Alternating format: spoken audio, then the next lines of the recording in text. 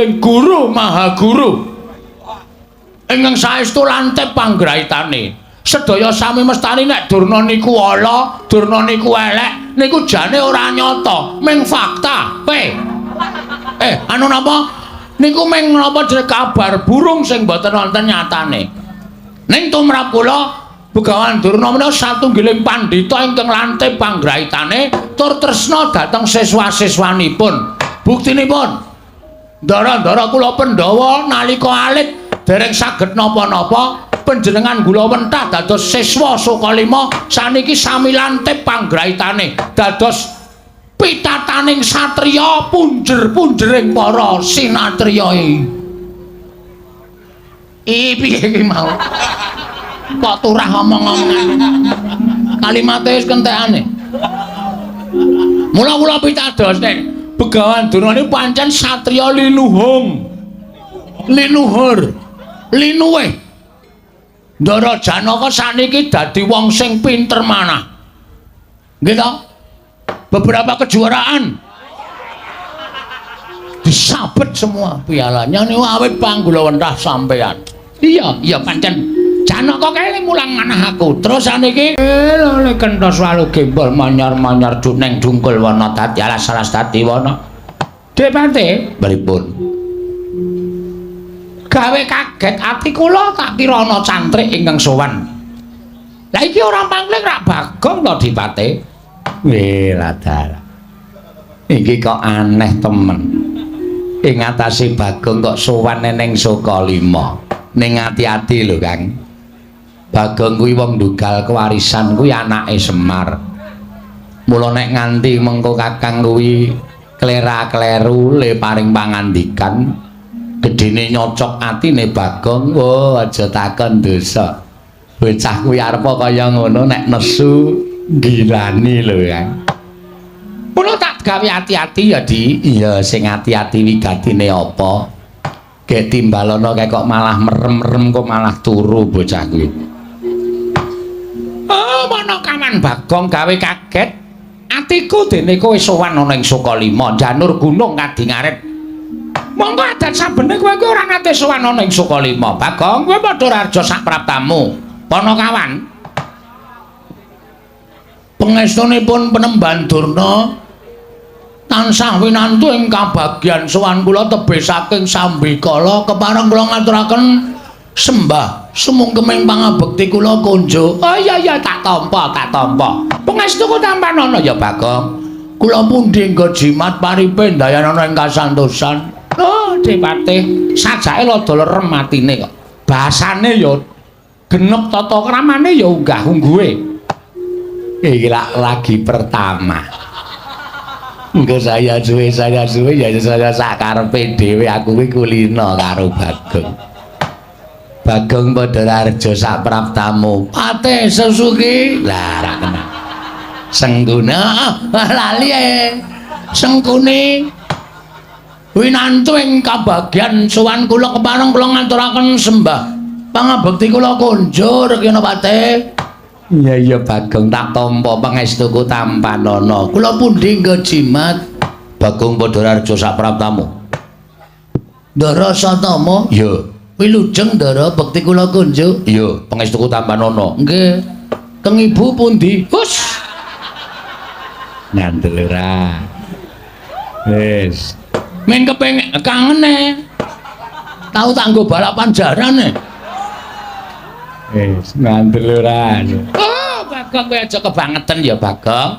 Iki mapan ana ing Sukalima. Mula kowe kudu nganggo tata krama. Mekaten inggih Penemban. Kowe ana wigati apa? Apa sok wigati saka karepmu dhewe apa diutus karo bapakmu Semar? Sowan ana ing pertampan Sukalima lha kok dadi mengijen tanpa ruang. Nuwun sewu Penemban. Kepareng kula nglairaken dhateng gegembolaning ati kula. Lho, lha kok dadak sowan menyang Sukalima? Apa ora pantes kowe sowan menyang negara Ngamarta? Niki pancen pun dadi lenging ati kula. Kula kepengin sowan wonten ing pertapan Sukalima. Awit kula ngertos Penemban Durna menika mujudaken satunggiling guru maha guru ingkang saestu lantip panggraitane sedaya sami mestani nek Durna niku ala, Durna niku elek, niku jane ora nyata, ming fakta. Anu napa? Niku ming napa jeneng kabar burung sing boten wonten nyatane. Ning tumrap kula Begawan Durna menika satunggiling pandhita ingkang lantip panggraitane tur tresna dhateng siswa-siswanipun. Buktinipun ndara-ndara kula Pandhawa nalika alit dereng saged napa-napa panjenengan kula wentah dados siswa Sukalima saniki sami lantip panggraitane dados pitataning satriya punjer-punjering para sinatriya piye iki mau kok turah omong-omongan kalimate wis kentekane mula-mula pitados nek Begawan Durna niku pancen satriya linuhung linuhur linuwih Ndara Janaka saniki dadi wong sing pinter manah nggih to beberapa kejuaraan disabet semua pialanya niku awit panggulawentah sampean iya pancen Janaka kae mulang manah aku terus saniki Ndara Werkudara duk nalika pados banyu degan banyu suci Perwitasari ya tirta pawitra mahning suci niku sampean sing maringi jaman golek ngelmu kasampurnan kawruh panunggal sastra patri cetha sastra cetha paripurning wangsit sastra jendra hayuning rat pangruwating ndiu niku sampean nggih peparing terus sampean didhawuhi supaya nyemplung wonten ing samudra Ndara Werkudara nurut kalih dawuhing Begawan Durna wekasan ketemu kalih Dewa Ruci terus paring tirta pawitra maning suci kaya ngoten kok wong do ngandhani nek Begawan Durna niku eleke nggon ngendi kula tak takon asline sampean niku suci asline sampean niku pendhita asli mboten kok pendhita mbiyeh-mbiyeh kaya sing kondhang sakniki niku wah Pati mangrungokke niku Bagong iso njunjung derajat kula mengke riyen to mengke riyen ampun bombong atine sik ken neruske ature ken neruske terus wigatine kaya apa nah sowan kula mriki menika penemban kula menika estunipun nggadahi raos susah ing batos merga kawontenan dusun kula menika sampun boten kanten-kantenan kawontenan desa kula desane Bapak Karang Kadempel menika samenika sampun boten tentrem sampun boten ayem sampun boten rukun langkung-langkung wonten menyebarnya nggih menika gosip virus corona niku membuat resah para penduduk desa wekasan wis pokoke padha nungsang puyang gudel bingung gregeten kula tuku daya jumbangane corona nyandel ora saya suwe rasaya ora cetha to kok sik Bagong kuwi aja ngawu gawar-ngawur terus piye nah terus kula niku jane kepengin bangun desa kula supaya pulih wong niku padha ngerti marang ketentreman ngerti marang kerukunan lan ampun gampang disok-sok karo napa niku pawarta sing saya gawe memedhi tumraping para kawula. Srana kula kepengin bangun desa. Ning kula ngertos wong ajeng bangun desa niku mboten mung agalan tok, tegese ora mung kekuatan lahir tok. Ning muga kekuatan batin. Nah, mula saking menika dinten menika menemban kepareng mboten kepareng kula badhe suwita dados siswa panjenengan. Kula dados cantrik panjenengan lan mugi paduka Sang Maha Guru kula keparenga maringana wejangan ngelmu kekuataning batin tumraping kula menapa kekuatan batin kedah kula upaya wonten pundi papanipun kula pitados kalian Penemban Durna napa sarep pengendikaning Penemban Durna badhe kula nut kula badhe ngestokaken dawuh cekap semanten atur kula nawi wonten lepatipun anggen kula mujatur kiranging parama sastra lan kiranging basa diagung pangasami wekdal kula aturaken dhateng Bapak Pranatacara matur sembah nuwun. Piye Kang? Mangke riyen Dipati, mangke riyen. Niki wonten srana ning sampean mang meneng mawon. Oh nggih. Lho, Kok sik Bagong. Leh Muswita karo Begawan Durna kuwi apa lahir batin? Serius. Lahir batin. Bumi langit dadi paseksen. Menawi ngantos kula mangke niku antaraning ati lan lati kali ati ora nyawiji sampeyan mangesotke kula. Mangsotke Bagong kere sak lawase. Kula kinten ket biyen kula nggih pun kere. Yen pancen kowe lahir batin bakal tak udaneni. Jernyatane yen pancen Begawan Durna kuwi nampa siswa ora milah-milahke siswa sing duwe derajat pangkat, siswa sing sugih apa sing miskin, nanging bakal tak tampa lahir batin nggonmu Swita karo aku. Estu Panembahan, tenan Bagong. Pola nyenengake matur sembah nuwun nika kula nggawa gula teh. Oh iya. Menika diaturke sakniki napa mengke? Mengko wae gampang. Nggih. Engko ndak kowe kabotan. Wenting kok. Wong mung seprapat. Ya wis ora apa-apa, tak tampa wong kuwi jenenge tresnane murid karo siswa. Nggih, matur sembah nuwun tanpa pepindhan.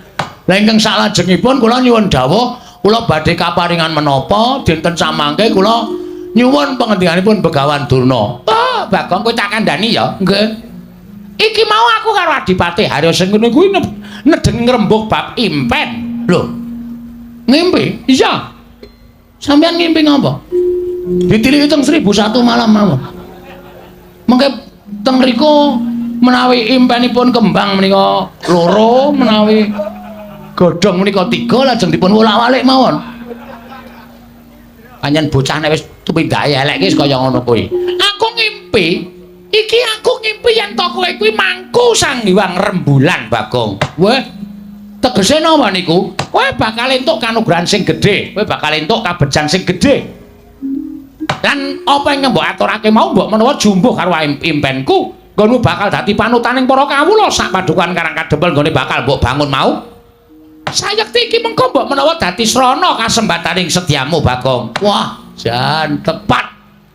Ora ana klerune. Ndekno Pandhawa kuwi ya akeh pendhita-pendhita sepuh. Begawan Nabiyasa kae ya pinter, ning aku ketoke ora srek. Suwita karo Begawan Nabiyasa kae. Terlalu halus. Aku golek pendhita sing kira-kira sok halus sok kasar.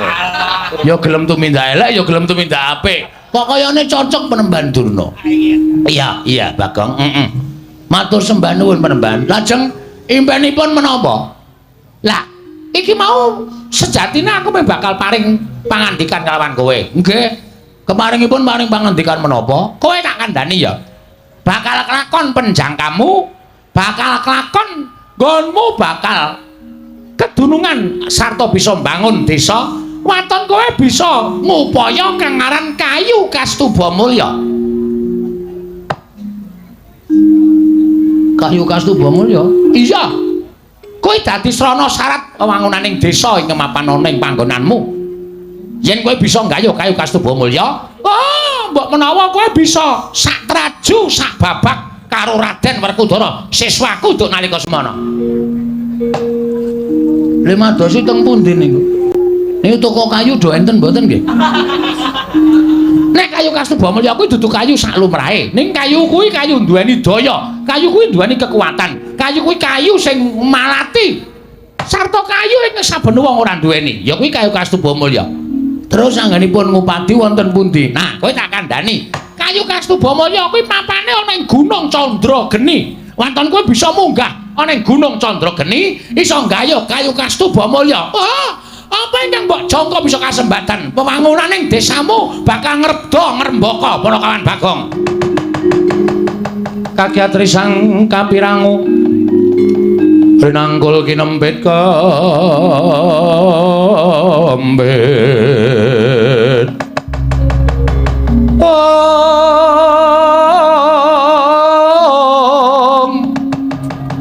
Dosang reknaning bawana ya si tukang walang ati, ya si tukang ngana sing tias. ya situ kanggo tukering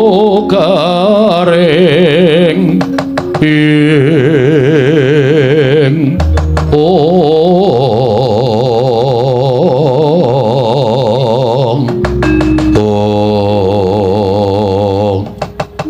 Gunung Candrageni ini pundi? Gunung Candrageni kuwi sak pinggire Gunung Mahameru. Kowe mapan ana ing ana Tibrasara, kowe munggah ning Gunung Candrageni. Ing kono ana wujuding kawah. Kowe nyemplunga jroning kawah. Kowe modar iki engko. Nuwun sewu. Kula mlebet wonten teleking kawah. Kowe mlebu ning teleking kawah. Mengko jroning kawah kono kowe bakal nemokake wujuding kayu kastuba mulya. Nuwun sewu, napa kula mboten pejah? Bagong, kowe kelingan ora Werkudara? Ora ana jamak lumrahe wong kang padha nias karo pangandikaning Begawan Durna. Wong kang ora percaya karo Begawan Durna ing atase golek ngelmu kok nyemplung telenging samudra. Nanging ngelmu kuwi papane menyang ngendi papan wae. Waton percaya kowe karo gurumu, mesti kowe bakal entuk ngelmu. Kowe entuk ingkang nduk jangka, kowe entuk ingkang bakal mbok gayu. Oh nggih. Nggih ngestaken dawuh. Nek wis mantep ya mantep, yen iya ya iya, yen ora ya ora. Yen wani aja wedi-wedi, yen wedi aja wani-wani. Kuwi kudu mbok cekel sing kukuh bako. Nggih, siap. Wani ora? Wonten. Nek nyemplung kawah wae wonten pun mboten napa-napa. Kula urip ya mung doyak-oyak dep kolektor kok. Lha wong kula nyemplung telenging kawah wae malah entuk ya kelakon mulya, ora entuk ya modar teng mriku mboten napa-napa. Oh, bagus. Yen pancen kaya mengkono kowe mangkat to. Dina iki dina ingkang prayoga. Dina iki wektu ingkang apik tibane ratu yen napa engko gayo bakal iso kasembadan. Ngene nggih ngestaken dawuh. Nyuwun pamit penembahan matur sembah nuwun ya sampun paring ilmu kalian kula. Oh iya Bagong wis ora dadi ngapa. Ana ki ana pante kula nyuwun pamit. Ya Bagong sing ati-ati aja kaya bocah cilik. Ndara Satama kula nyuwun pamit. Ya Bagong sing ati-ati aja kaya bocah cilik. Nun nggih. Sampun nggih penembahan. Oh iya Bagong tak sangoni puja sesanti. Nereng sambi kala sak laku jantramu. Muga-muga kasempatan penjangkamu. Nyuwun pamit tambahi pangestu. Sing ati-ati aja kaya bocah cilik Ponokawan Bagong. Menawa niku lair dedeple teng Astina nanging batin sampeyan ngrangkul marang para Pandhawa. Oh, mangke rimpin to Depate, mangke rimpin. Sampeyan niku nek mboten ngerti niku mang takon, aja sok nemtokke manut karo ati sampeyan dhewe kok ndak ora apik kedadeane. Lah nyatane kula ngerti sampeyan menehi pusaka wujuding kayu kastuba mulya. Nuwun sewu, kayu kastuba mulya niku kaya ngapa kok ya ora tau weruh. Lah kok iso ngandhake papane? Sampeyan wau kula rak pun jawil karo sampeyan to Di, pang meneng mawon iki enten Srana. Sampeyan ngerti mboten Bagong niku sapa? Bagong niku anake Semar. Monggo Bagong niku ora kedadean saka sing gawe urip niku mboten. Nanging Bagong menika dumadi saka ayang-ayangane Semar. Mula Semar nika pancen kondang ora duwe ayang-ayang, mergo ayang-ayangane Semar niku dadi wujuding Bagong. Dadi nek Bagong niku mengke tekaning pati, Semare mesti uga bakal nelongso atine. Gedhe-gedhene bakal tekaning pati Dipati.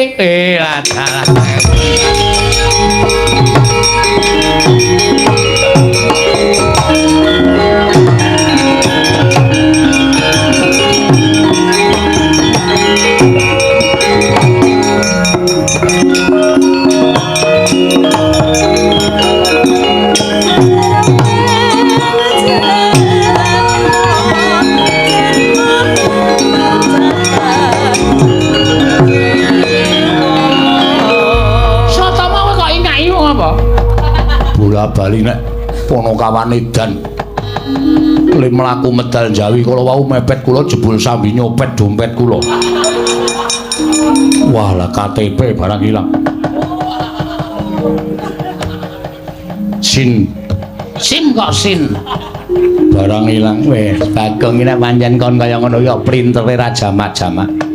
Pancen arep mlaku adoh mula tumuli golek sangu kok nyepol dompete wong liya.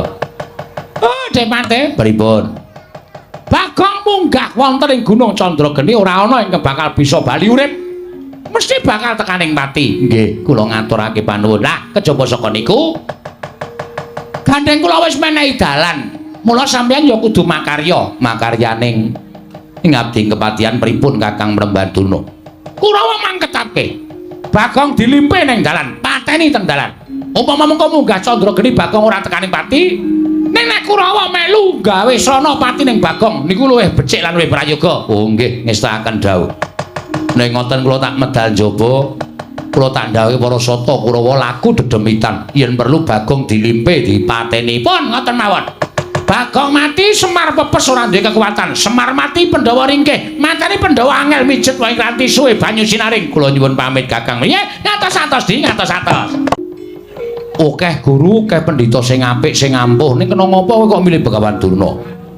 Pendhita Durna kae ngelmune ngawu gawar ngawur. Nek nganti kowe engko entuk ngelmu sing nyengsarake karo uripmu, sing kapitunan ora mung kowe. Ning aku gareng karo Bapak Semar melu ngrasake. Mula janjane aku diutus karo bapak supaya nyusul karo kowe kon bali ning Karangkadempel. Aja meguru karo Begawan Durna. Truk, apa? Aku ndek niat bangun desa. Monggo sawise aku sowan ning Sukalima, Begawan Durna ngendika karo aku bisane kelakon nggonku bangun desa.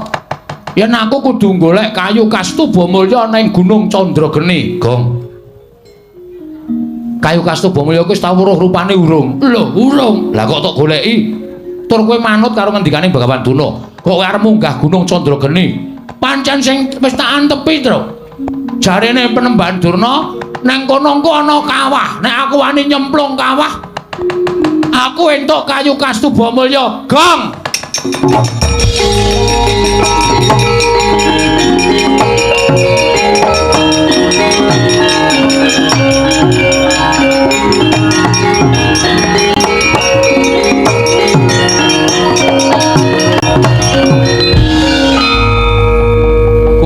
Ora to, Le?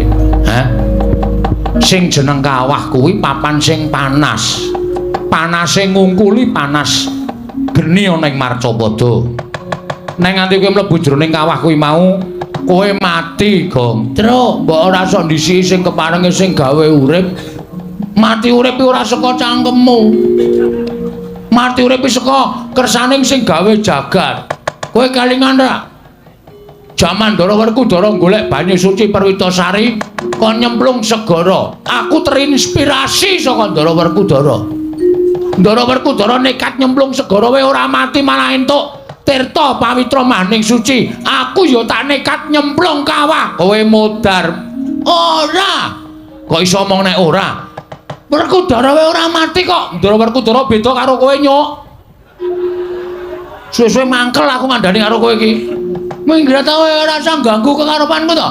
Kowe lunga. Ya wis nek ngene bae. Nek pancen kowe ora gelem tak jak bali ngene bae, Gong. Yo tak ewangi yo. Piye carane golek ning aja nyemplung. Ora aku arep tetep nyemplung, aku lho ngadus barang dasare. Aku arep nyemplung, ora sah. Rasa nyemplung goleki saka dhuwur, munggah Gunung Candrageni ya kena. Ning digoleki saka dhuwur. Ora, wis to kowe mulya. Kowe mulih ora? Kowe ora mulih salin perkara karo aku lho. Ora ana kakang, ora ana adi lho iki, Gong. Ora edan kowe. Ora edan iki serius aku. Gelem mulih ora? Ora gelem mulih. Aku tegel karo Petruk. Kowe wani wae karo aku. Lho. Sing tak wedeni apamu aku nek kaya ngene iki ora wedi sapa-sapa, Tru. Aku nek wis katokan abang ngene iki wis nekat. Ora usah dadak pisan-pisan kowe dadak ridu lakune Bagong. Gong, aku njaluk karo kowe mulya tenan, Le. Nek ora gelem mulih aku meksa karo kowe. Nek kowe meksa karo aku, salin perkara karo aku ana Kakang Adi gelut. Aku mau nek kon gelut karo kowe. Nek ora gelem mulih, nek ora mulih ya wis, aku ning emoh tak wangi terus. Gong. Gong.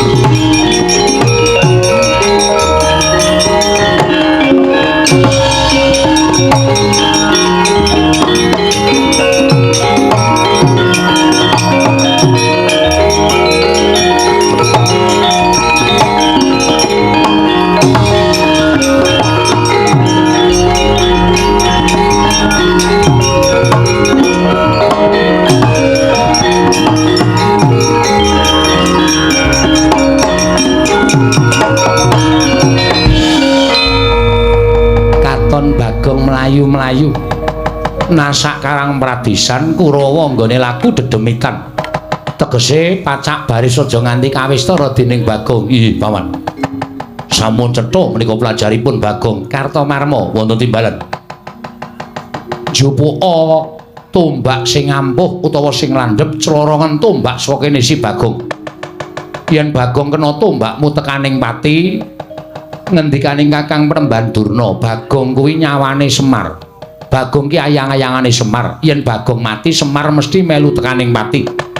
Mara coba Bagong lepasana pusaka. Yen pancen tekaning pati, kowe karaku wajib munjuk atursanipun anak Prabu Duryudana. Nggih, ngestaken dawuh saking mriki. Aja ketok lho, Nggih. Aja ketok lho, ndak ketara. Ndak ketara.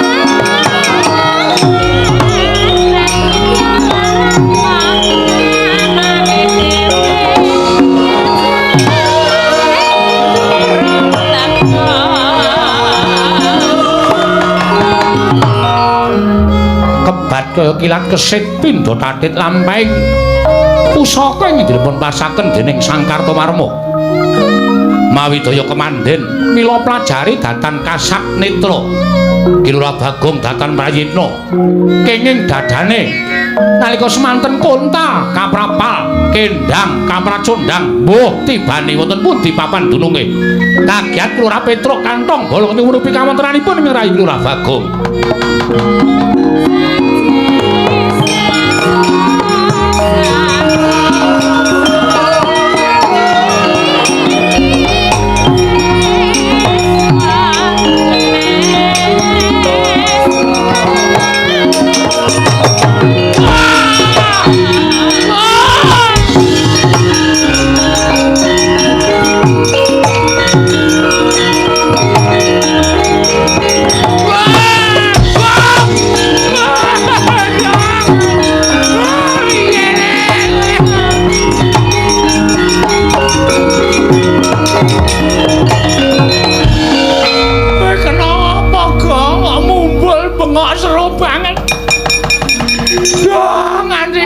Melatra ora krasa wong Kontal ngobokonge telas-telas Gong kowe kena apa Pak Bagong Kesanjabaya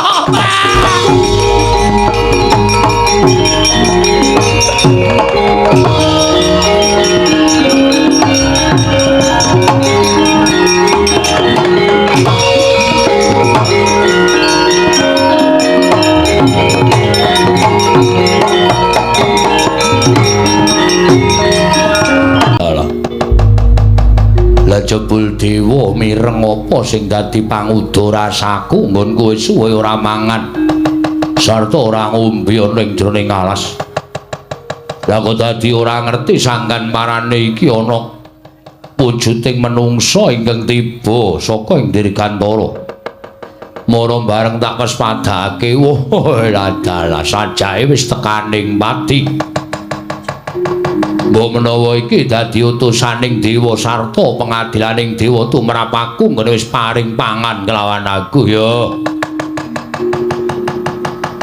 Pawongan kowe aja sambat kaningaya. Gandeng kowe tiba ning arep aku mongko aku lagi nandhang luwe kaya ngene. Lah pesthekake yen kowe dadi panganing Arga Yaksa mula tumungkul bapa ngakasa ibumu Pertiwi. Kowe dadi isen-isen ning wadukku yen ana luputku aku njaluk ngapura. Mbuh sapa kowe? Sing baku kowe tetep dadi panganing Arga Yaksa dina iki ha.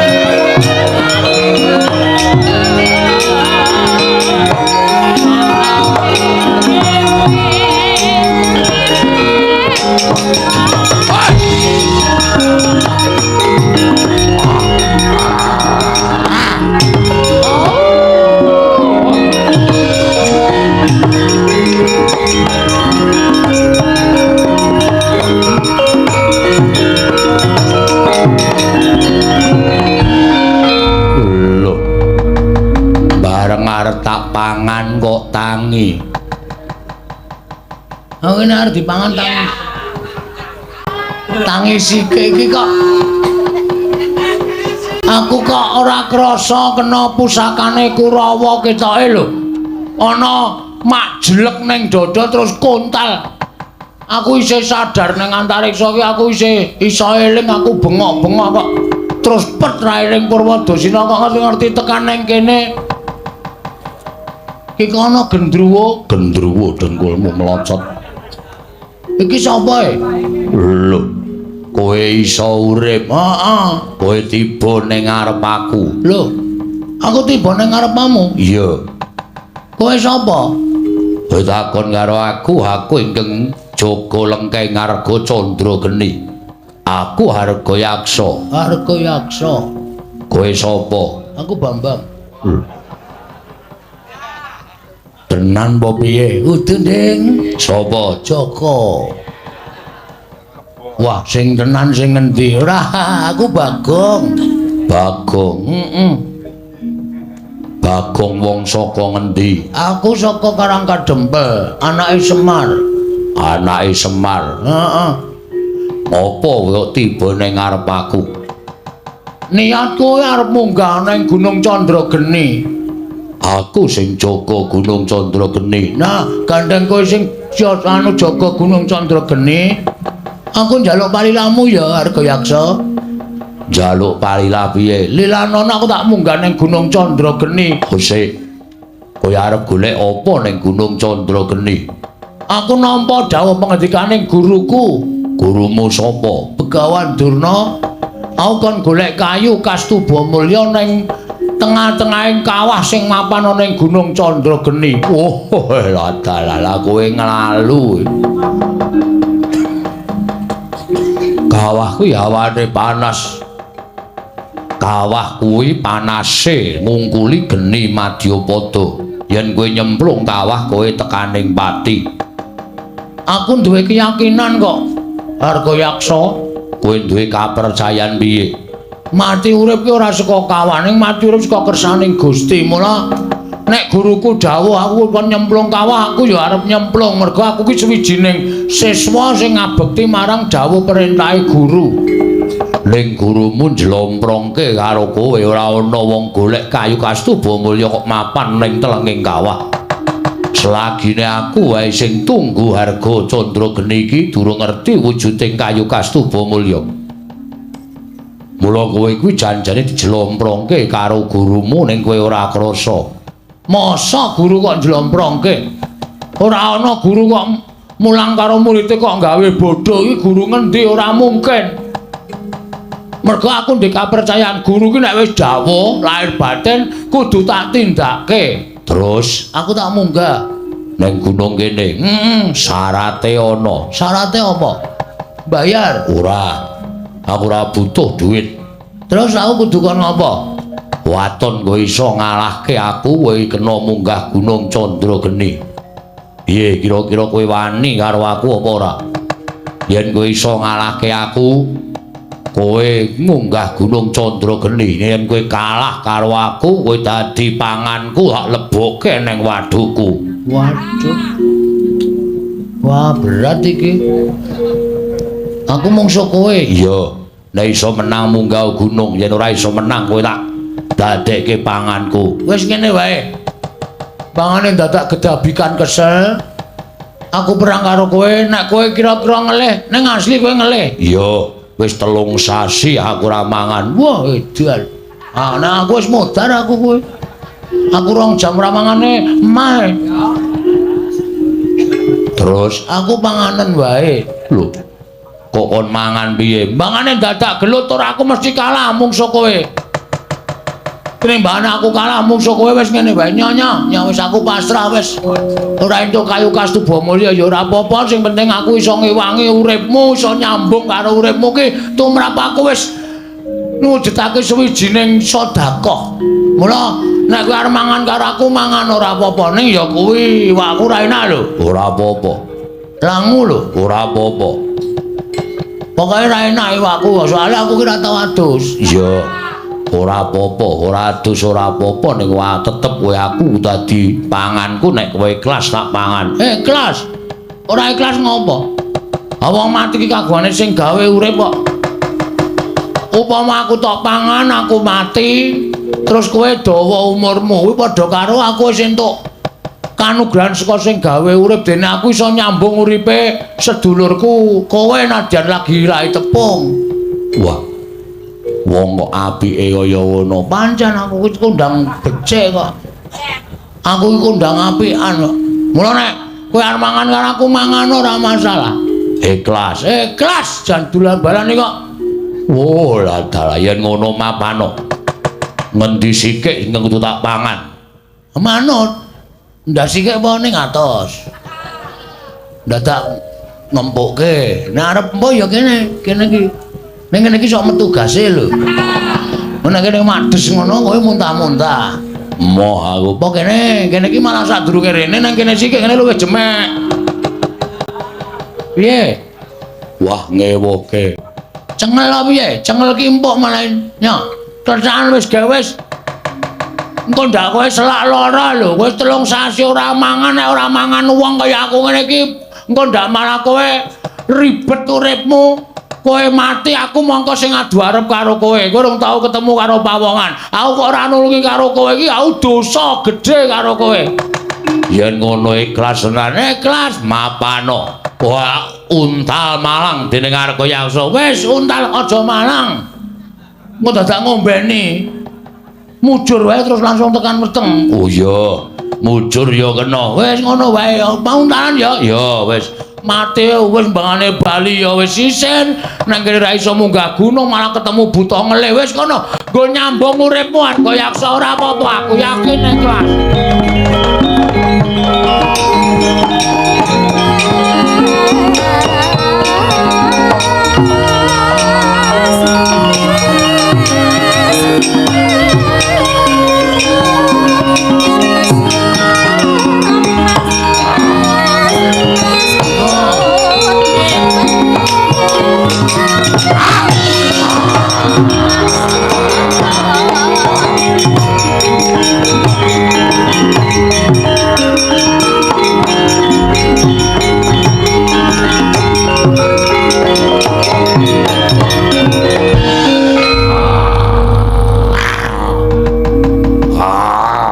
Piye kok meng dimut e? Lah ya dikledhak. Aku meng risi. Kowe iki rung operasi amandel to? Kok isih nyentrol semene gedene? Wah, wong apa ya iki? Wong dipang kok malah omong wae. Taman siung pengapit mancep nang gulumu modar kowe. Wis gawe dadi taman siung cempet. Pengapit, pengapit. Wis sisan gawe wis nggon pas nganu nadi. Nek nggon pas nadi engko langsung mati aku nek mengko ora pas nadi mah kejel-kejel lara banget ku Dan. Ya, iya wis gawe wis. Karena samar pamoring sukma sinukmaya. Sinukmaya winayu ing asepi.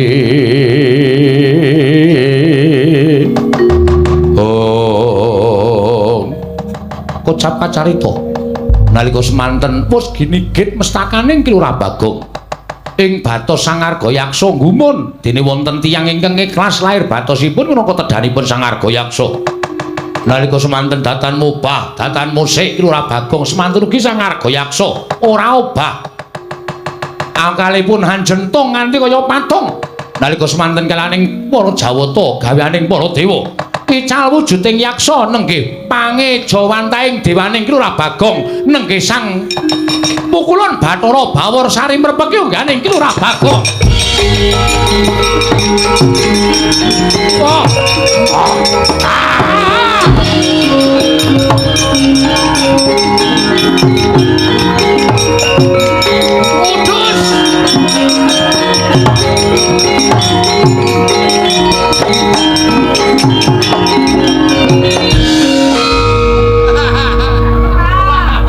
Iki aku malah ngedep kaca pengilon.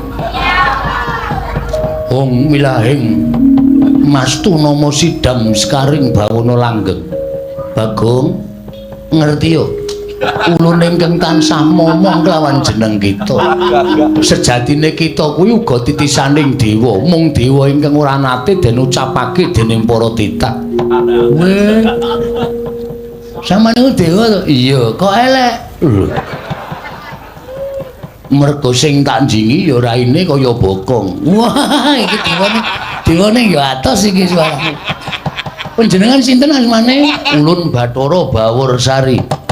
Ulun Bathara Baworsari ingkang tansah momong kita saksuwene kita wujud Bagong kaya ngono. Panakawan. Aduh, pukulun.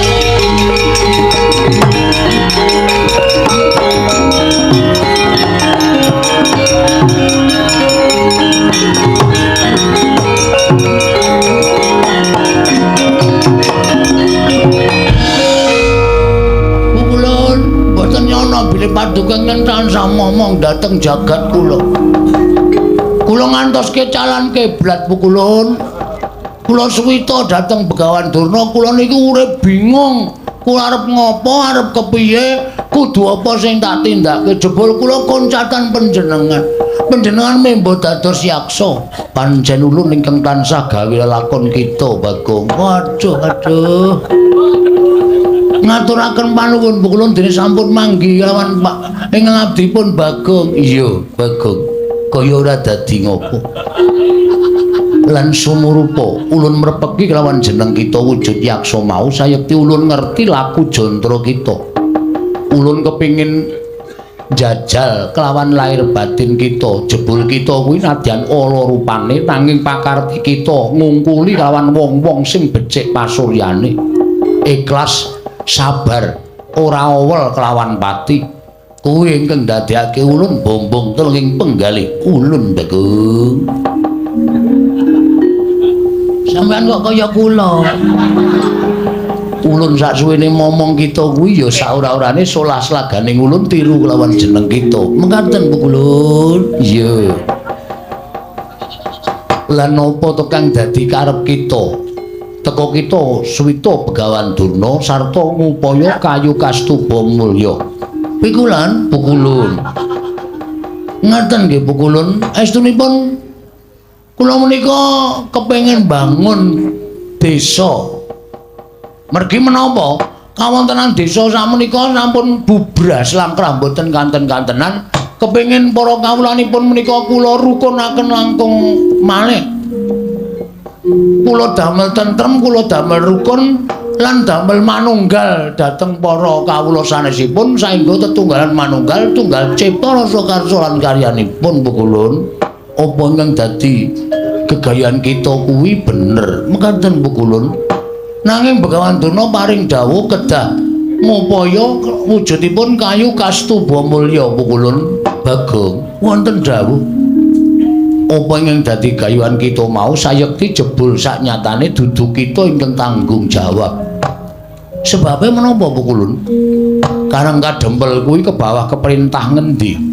Karang Kadempel menika ke bawah keperintah negari Ngamarta. Monggo rusak ing desa Karang Kadempel kuwi kok dadi tanggung jawab kita. Ing mestine dadi tanggung jawab ing para Pandhawa, nanging sabab apa? Teka para Pandhawa wisuh lumuh ngentasi perkara. Malah kita ingkang budidaya mbangun desa Karang Kadempel. Yen to kaya mengkono ora ana pigunane Pandhawa dadi songsong pengayomaning para kawula. Teka ora gelem nyumurupi rusak ing desa Karang Kadempel Bagong. Terus mula kang sangka kuwi satenane iki dudu pakaryan kita nanging gandeng kita wis duwe niat saka pamrayoga ulun Bagong. Kita kudu ngelingake lawan para Pandhawa. Yen kita bisa ngelingake marang para Pandhawa supaya eling yen to duwe wewengkon kang aran Karang Kadempel ingkang dina iki lagi rusak kahanane. Mula para Pandhawa kudu gelem dandan-dandan Karang Kadempel. Ewadene Pandhawa ora gelem dandan-dandan Karang Kadempel, cetha yen to Pandhawa ora pantes minangka dadi songsong pengayomaning kawula sak negara Ngamarta Bagong.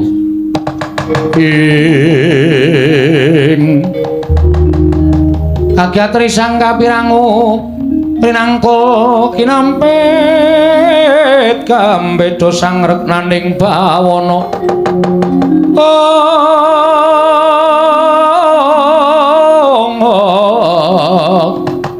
ya si tukang walang ati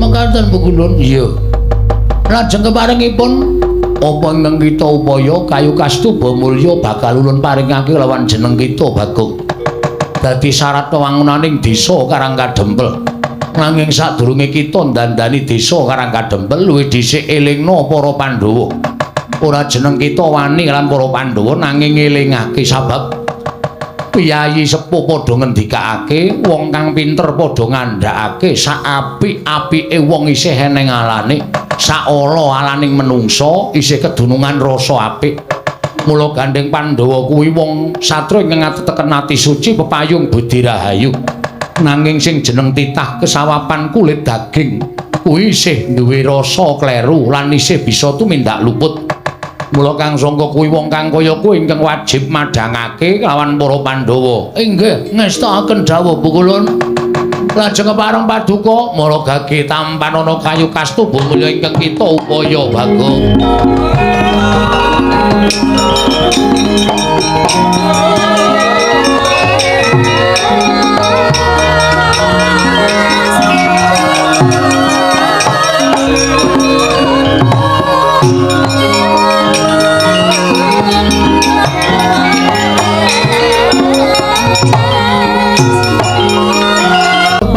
tanpa pepindhan lajeng selajengipun niki pripun Pukulun nek kula wujud Bagong kaya ngeten niki nek nganti kadenangan para Pandhawa mesti malah kula didukani entek amek kurang golek mula kula nyuwun pambiyantunipun Iwang Pukulun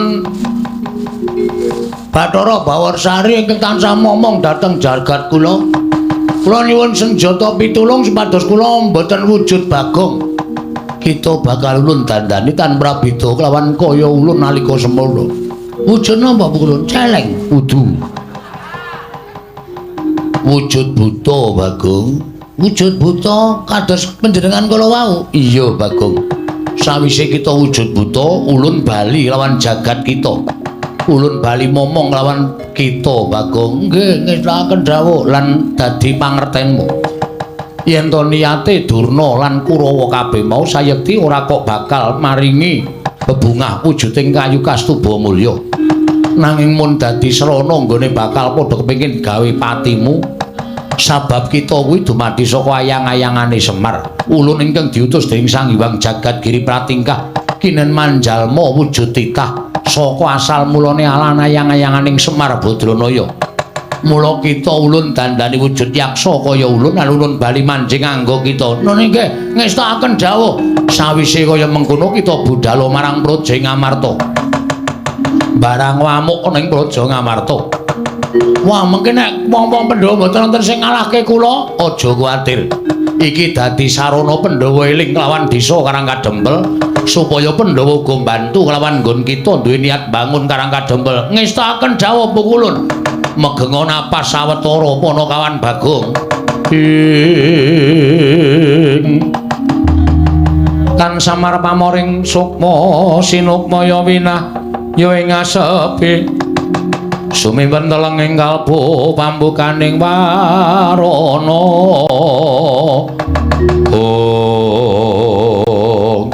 manteng pangesane Sang Pukulun Bathara Bawarsari nyiptake ora Bagong ical wujuding ora Bagong babar wujuding yaksa dadosaken kagyat kadra kasan ora Bagong wau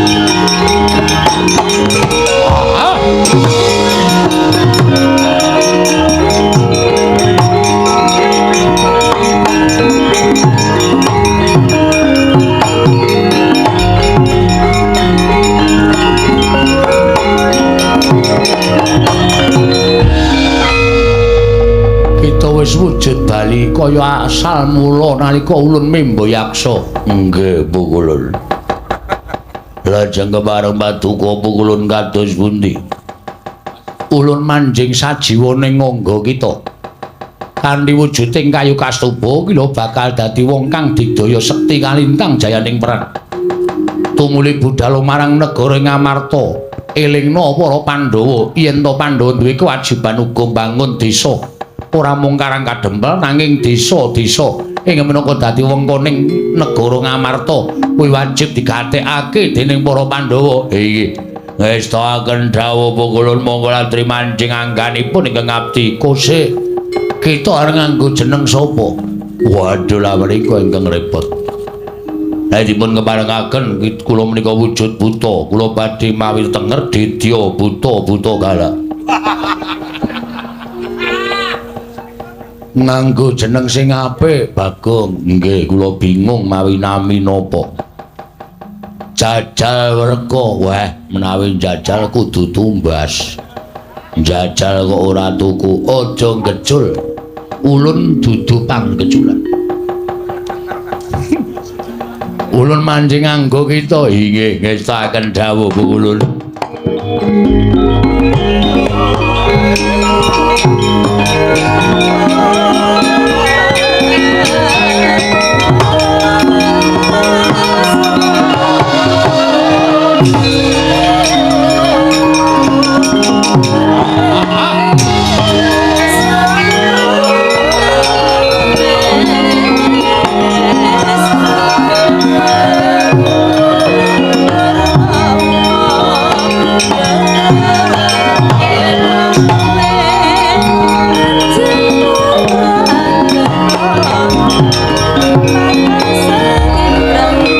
Pandhawa tata gati Wisraya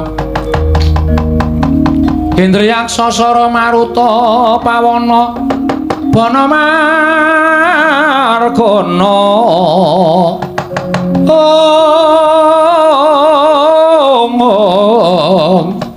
Samirana lan warayang misikan magulingan lima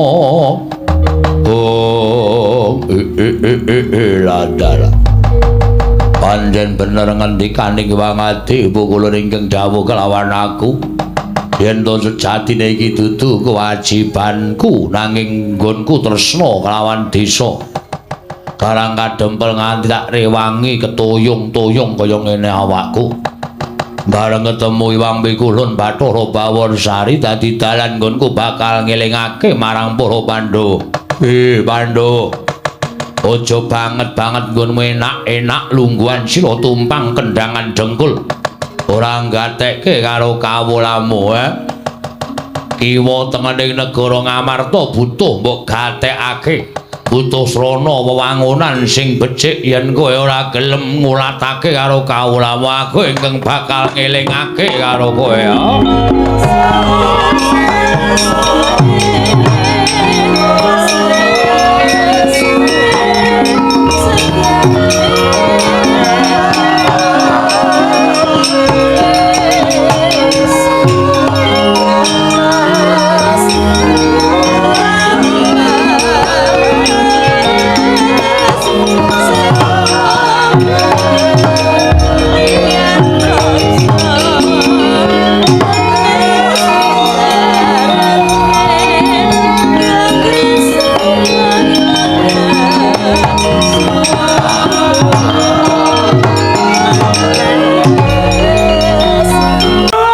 Teko kok nangis kaya bocah.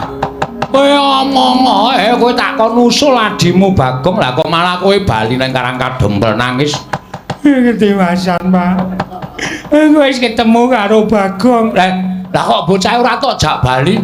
Sampeyan ngerti dhewe to sifatake Bagong kaya ngono kae. Wis duwe kekarepan ora kena dipenggak karo sapa wae. Anggepe dheweke iki Ndara Werkudara muni ngono. Terus piye? Bagong suwita karo Begawan Durna. Bagong duwe niat arep bangun Karang Kadempel. Bagong kuwi Bagong niat bangun desa. Sowan Begawan Durna jarene Durna ngomong syaraté bangun Karang Kadempel Bagong kudu golek kayu kastuba mulya. Kuwi apa kuwi? Aku dhewe ya ora ngerti wong bangun tak kandhani ya ngeyel. Bareng ngono Bagong bloko karo aku minggir truk aku arep munggah ning Gunung Candrageni arep nyemplung kawah golek kayu kastuba mulya. Bagong tak elekke ora kena Bagong mlayu tak tututi ning jebul didingkek karo Kurawa Kurawa laku dedemitan Bagong kaya kena pusaka kontal pambuh menyang endi papan dununge. Piye?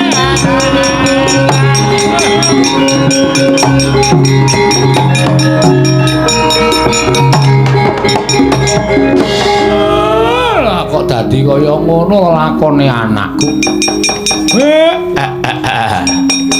Jebul niate becik, niate luhur. Bareng ndak petung-petung ming sak Bagong kok duwe gegayuhan kaya ngono.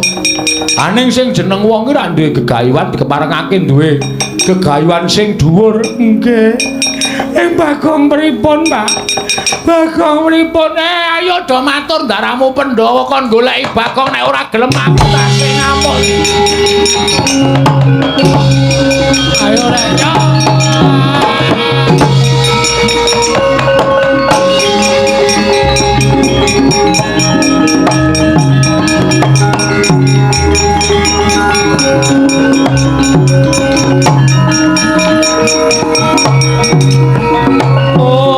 Kakang Semar Badranaya mboten ketingal sowan. Menggah menapa ingkang dumados wonten ing praja utawi ing Karang Kadempel. Nuwun sewu. Mesinipun Paduka Yayi Prabu mboten sisah nyuwun priksa dhateng Raka ing Dwaraka. Krana mesinipun Paduka Yayi Prabu tumunten utusan kelawan kadang kula ing Jodipati menapa dening Madukara supados niti priksa kawontenanipun Kakang Semar. Nanging sabab menapa? Dene Paduka Yayi mboten utusan kelawan kadang kula panenggak tuwin panengah supados analiti kawontenaning Karang Kadempel. Koko Prabu estining manah namung badhe nyuwun priksa dhateng jengandika Kanjeng Koko Prabu krana kuwatosing manah kula menawi Kakang Semar menika nggadahi raos kogel kagelan penggalihipun dhateng para Pandhawa tumunten sak mangke sowanipun Dimas Werkudara menapa dene Janaka upami kula utus wonten ing Karang Kadempel malah saya damel kodeng penggalipun Kakang Semar mila tumunten sak mangke estining manah nyuwun priksa langkung rumiyin dhateng Paduka Kanjeng Koko Prabu menggah kawontenanipun Karang Kadempel. Yayi nadan ingkang Raka ing Ndrawati sampun sawetawis mboten pinanggya kelawan Kakang Semar Badranaya mila ingkang Raka mboten saged ngaturaken kawontenanipun Kakang Semar wonten menapa dene sampun pinten-pinten pisowanen mboten sowan ngersa Paduka Yayi Prabu malah saking pamrayoginipun ingkang Raka ing Ndwaraka monggo gandeng sak mangke ingkang Raka sampun sowan wonten Garing Amarta menapa mboten langkung prayogi menawi Pandhawa tetinju dhateng Karang Kadempel Yayi. Rekat lampahing rata tanpa ndara prapteng sukuning argeram kang tumingel dendeng saengga praja pusekan kang pratangga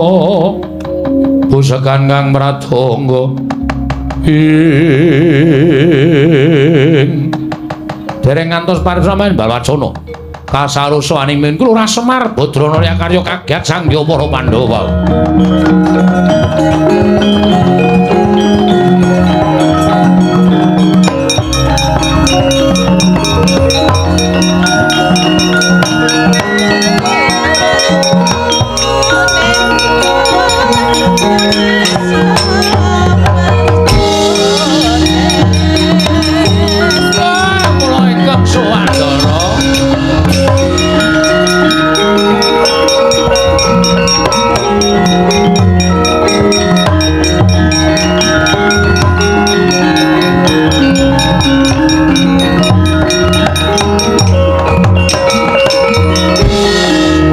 Den mrayitna semuriris eka balik titiyane gandayane Kakang Semar ning apa malah kepasang yogya katuju ingin dene dina samengko Kakang Semar nedeng dadi pirembaganing negara Ngamarta malah dina iki tumuli sowan marang Praja Ngamarta. Wonten lempat kula nyuwun pangapunten. Sawetawis panci kula mboten sowan mergi kawontenan Karang Kadempel Ndara.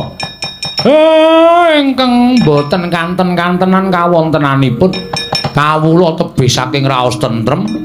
Pokokipun menawi kula aturaken menika mangke panjang ingkang langkung wigatos kawontenanipun Karang Kadempel menika dados kawigatosanipun anak kula Bagong. Tumunten Bagong kepengin bangun desa. Srana piyambakipun pados kekiyataning batos suwita dhateng Begawan Durna. Namung kemawon kula menika wis elek-elek ning Bagong wegah dielikake.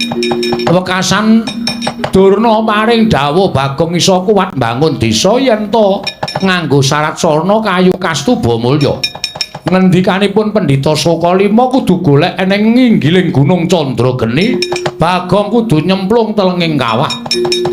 Ning kula ngerti kabeh niku pancen pangreka dayaning Kurawa ingkang duweni watak angkara budi candala. Mboten gething lan sengit kalih pendhawane ning klebu abdine ya melu digedhingi melu disengiti dening Kurawa. Petruk wadul kali kula nek Bagong kena pusakaning Kurawa. Kendang kapracondang kontal kaprapal sakmenika mboten dipun mangertosi wonten papundi papan dunungipun Ndara.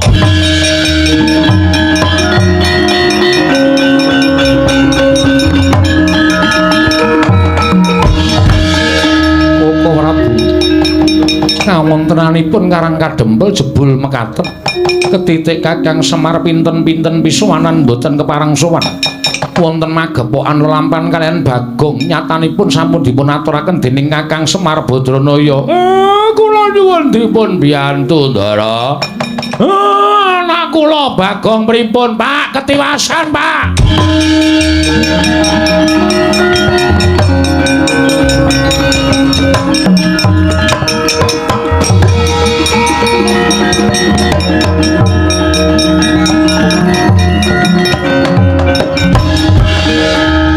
Kawan Petruk melayu-melayu ya gene matur Ndara Puntadewa sewu klapatan diagung pangaksami. Nedhengipun kula tenggawa teng alun-alun negari Ngamarta mboten wonten sangkan paranipun dugi.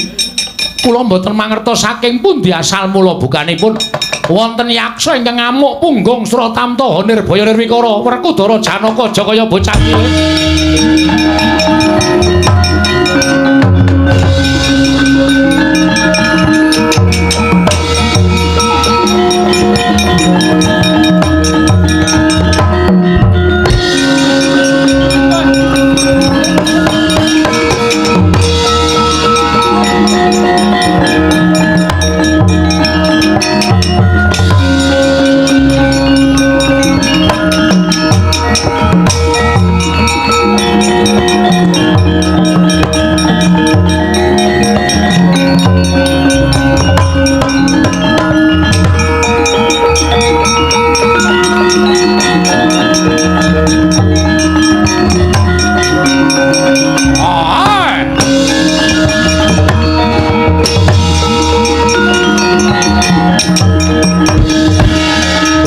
Gancing langit kelap-lapaton lirgin sanging risang mawe gandrung buta tanpa sangkan marat wani ngamuk ning negara Ngamarta sapa Jajal Werka.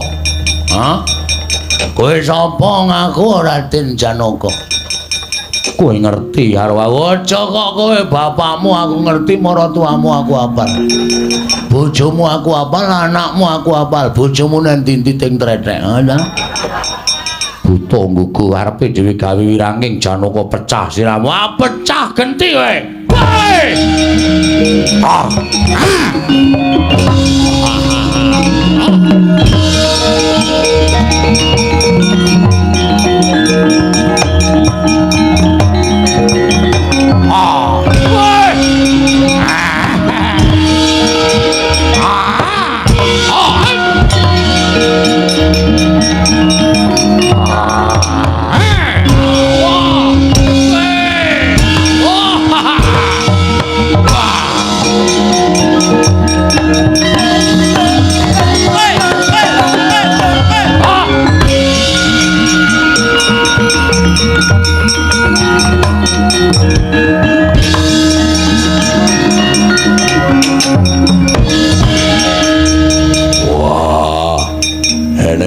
Rambute digelung kaya aku. Oke, salon buka. Apa dikira ora entuk gelung kaya kowe? Wah, deplok dadamu, deploke jahe kowe. Wah!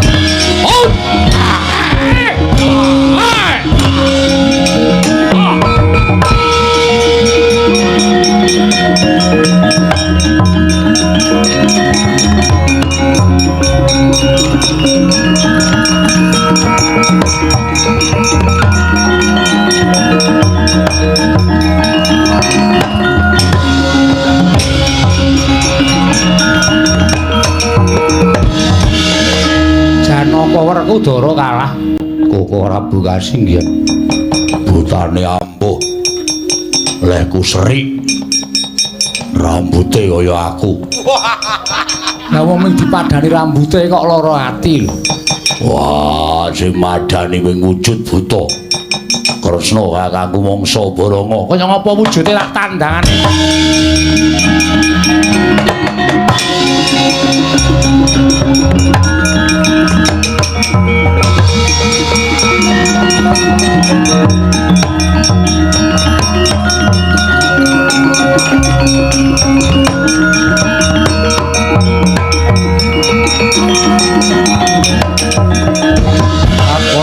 Kresna Tantulursa mring Sang Resi Jahnawi Suta ing jagat Dewa Bathara jagat Pangestungkara kena dayane apa lah kok dadi iso wujud buta kaya mengkono kowe oh lah dalah buta kok anggere perang leren ning warung tuku wedang perang leren meneh ning warung ngobo kopi buta apa kae tibane Kyai Senjata Cakra lakon babar jatining wujud pate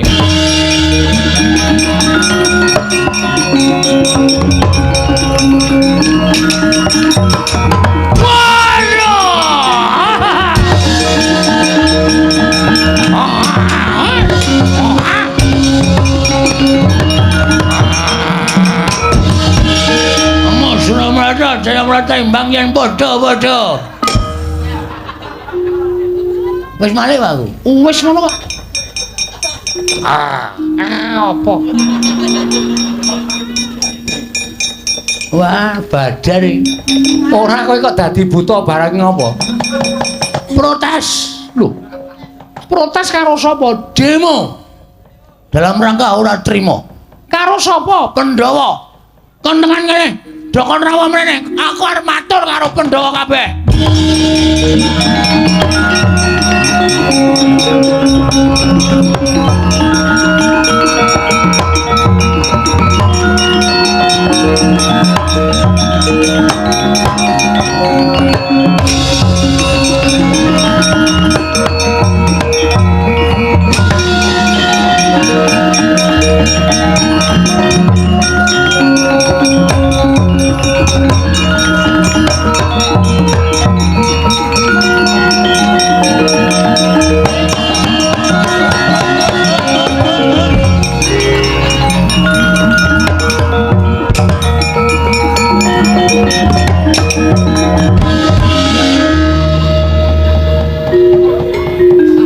Diamput. Wong tuwa joget kok dijegal. Ana kawan Bagong. Nggih. Bagong. Nggih. Bagong. Nggih. Nggih, Bagong. Kowe sik.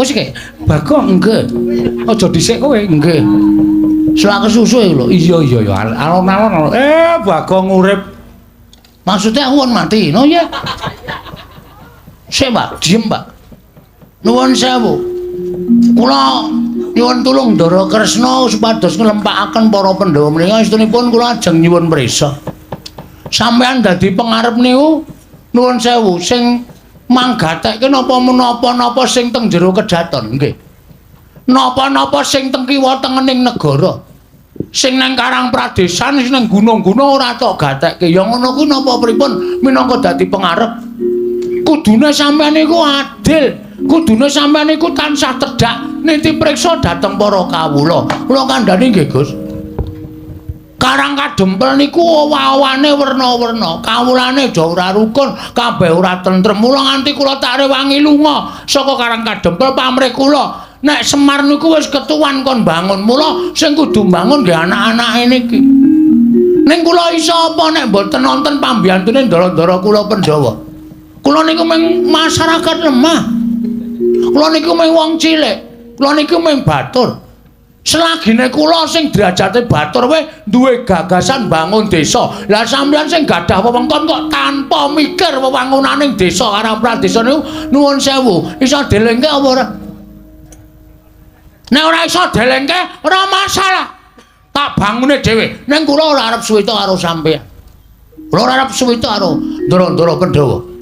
Saniki sampeyan penak, saniki sampeyan iso lenggah duwe derajat, duwe pangkat. Kok terus ora nyawang isor, sing mangsa wang dhuwur terus. Mengko nek klilipen ngrekoso lho sampeyan. Ngoten. Napa-napa sing dumadi enten ngandhap niku manggatekke. Ngoten. Karang kajempel niku bapak ya iso apa wis tuwa. Bapak niku bangun kayangan wis ping pira ya, Pak ya? Heeh. Bangun kayangan, bangun SPBU. Bangun taman pariwisata nggih to, Pak? Heeh. Wis kesel bapak niku lho bagiane Bagong bangun desa. Ning nek Bagong ora dibantu sampean-sampean ora bakal Bagong nglakon bangun desa. Lah manunggaling sampean minangka Gusti kula kalih para kawula tetunggalan manunggal iso bangun desa mujudake rakyat ingkang tentrem ayem manunggal rukun tunggal cipta rasa karsa lan karyane mujudake negara ingkang adil makmur warata tias bagya mulya mengkono. Nek kula ora wani matur ngenten iki sapa sing arep wani matur kaya ngenten iki? Kula minangka dadi wakiling masyarakat nyuwun karo sampeyan mawi sesandingan kalih para masyarakat kawula alit bangun wewangunan, bangun desa, bangun kutha supaya kabeh katon sae, katon endah, katon becik, katon ayem lan katon tentrem.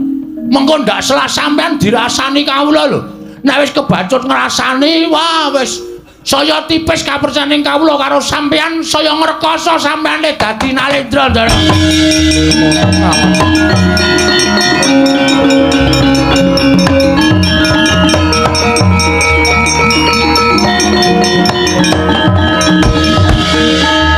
Bathok bolo isi madu.